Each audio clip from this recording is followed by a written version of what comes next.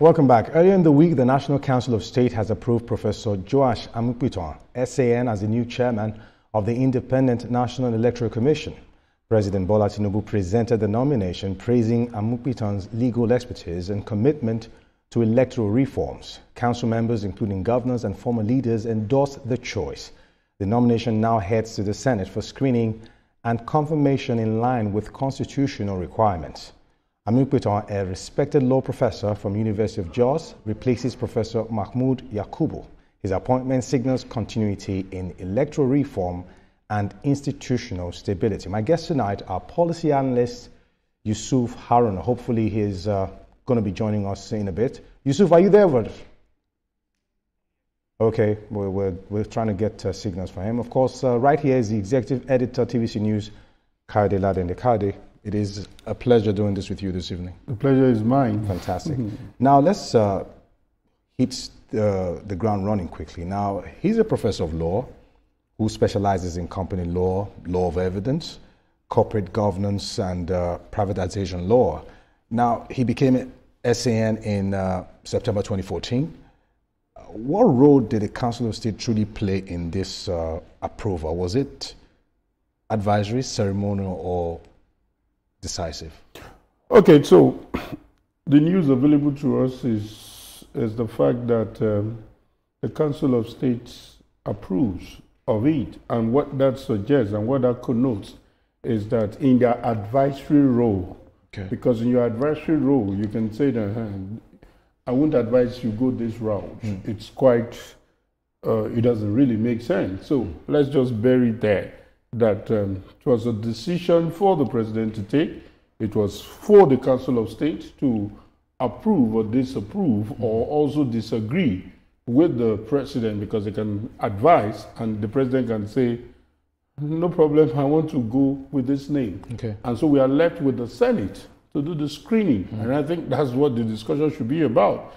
There's a high level of ignorance about it. There's a high level of a whole lot of sentiment being put into the thing. And I had a conversation with someone that why should it be this time that the president should be denied his constitutional role?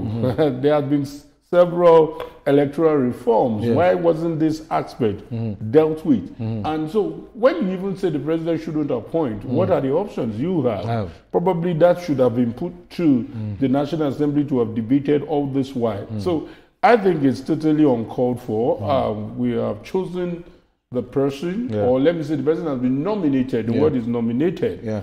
And so let's allow the Senate do their job, let them do their thorough job, and that will be all.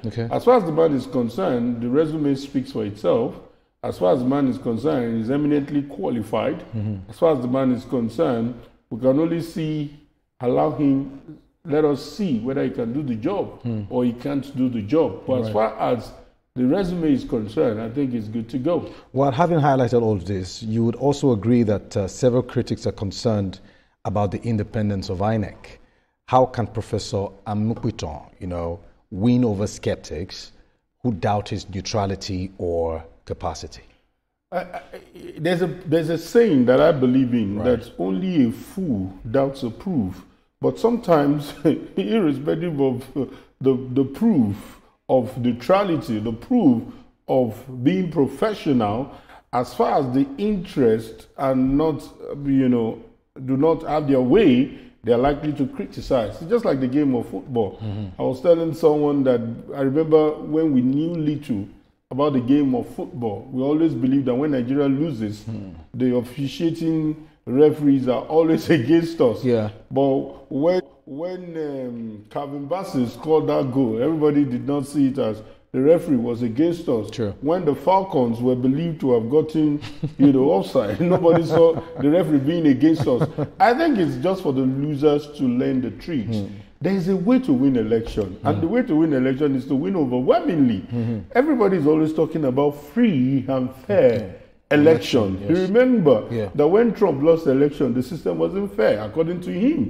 But when he won, the system is superb. The system is cool. Amazing. This was a man who criticized the Electoral College process that had been before he was born. But when the same Electoral College favors him, he was mute. So it's all about the man should just stay focused. Yeah. You remember how the judiciary was also threatened, and there's nothing they didn't tell them. Yeah. They just wanted them to move in one direction. But trust me, if it is the people in power that were also lost, they would have said it was compromised.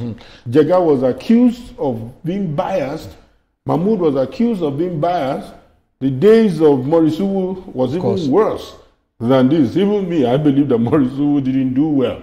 So it's about, let's have this mindset of neutrality and give it the benefit of the doubt. Now let's look at some of the indices that would determine his personality to Nigerians. Now we understand that elections are forthcoming in several states.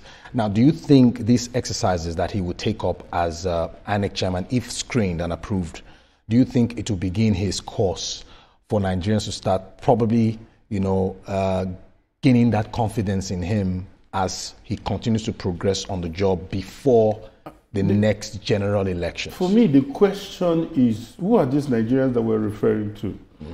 You remember? Right. It's usually about some sections of Nigerians, and it's important we always highlight that. Okay. Because for me, I'm just saying this for record.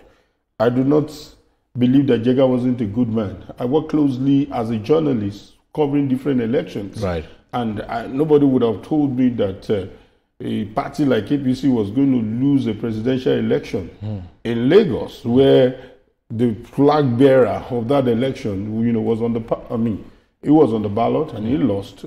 That a state like Kaduna, where you had the sitting governor, was going to lose to opposition, and several things that I call good indices to say that this past chairman didn't do really badly, just because of Mahmoud, the IREV issue. Mahmoud, just because of IREV issue, which was validly, addressed at different stages of the courts, talking about the tribunal, the appeal court, and the Supreme Court. So, for this man, I do not expect him to take the credit or take the glory in this forthcoming election in Anambra, because you can as well give that to the acting chairman or even the former chairman who had been there before now, because they must have finished all the work, they must have done all the framework.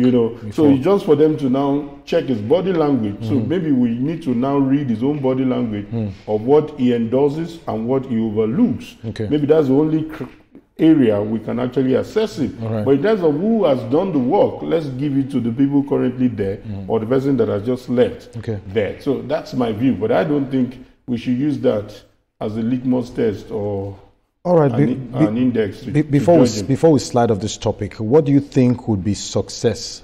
What would success look like for Professor Amupitan after his first year as INEC chairman? What do you think would There's a look language like? we use that don't just be fair, you must be seen to be fair. Okay. It's not enough to say, I have done my best. We must be able to have a consensus, and consensus does not mean 100% to say that you have done well. Right. Let there be transparency. Let there be more of what do you call it now? No, I'm even talking about the IT compliant process. Because there's a way technology handles corruption. There's a way technology checkmates things that are not right. Even in terms of even issues that you can deny. I would say, look at the charts. Exactly. Look at what happened. And if you even delete it, I can recall it from to just double check. So you should invest more in technology. You should do everything to really douse the doubts of people. All right. Fantastic. Well, let's go on a quick break now. And of course,